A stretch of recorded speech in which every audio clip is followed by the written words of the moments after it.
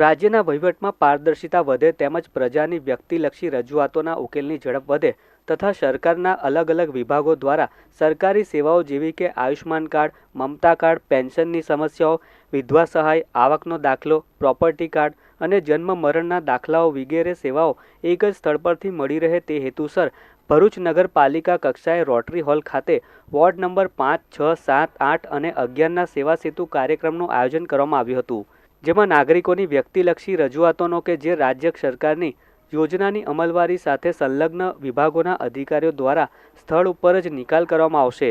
સેવા સેતુ કાર્યક્રમને ભરૂચના ધારાસભ્ય રમેશ મિસ્ત્રીના હસ્તે દીપ પ્રાગટ્ય કરીને ખુલ્લો મૂકવામાં આવ્યો હતો। આ પ્રસંગે પાલિકા પ્રમુખ વિભૂતિ યાદવ, ઉપપ્રમુખ અક્ષય પટેલ, ભાજપ મહામંત્રી નિરલ પટેલ, પાલિકાના મુખ્ય અધિકારી હરીશ અગ્રવાલ, શહેર પ્રમુખ પ્રકાશ પટેલ, રોટરી ક્લબ પ્રમુખ રિઝવાના જમીનદાર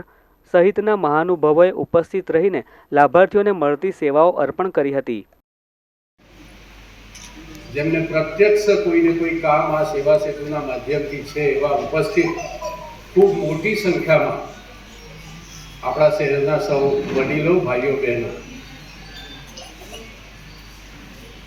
સાંજના 5 વાગ્યા સુધી આ વહીવટી તંત્રના તમામ કર્મચારીઓ,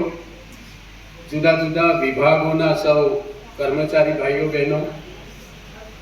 એ આપણી વચ્ચે ઉપસ્થિત રહેશે। અહીંયા જે જુદા જુદા કામ માટે આવેલા નગરજનોને મારી વિનંતી છે કે શાંતિપૂર્વક આપણે આ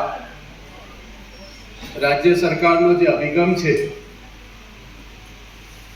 એ પ્રક્રિયા પૂરી કરીને એનો લાભ લઈએ અને સાંજના 5 વાગ્યા સમય સુધીનો સમય હોવાના કારણે હજી આપણા સગા સંબંધી, આપણા વિસ્તારમાં રહેતા ભાઈઓ બહેનોને ટેલિફોન કરીને એને સંદેશો આપીને સાંજ સુધીમાં એ પણ અહીંયા પોતાનું નાનું મોટું કંઈ કામ હોય તો એ પૂરું કરે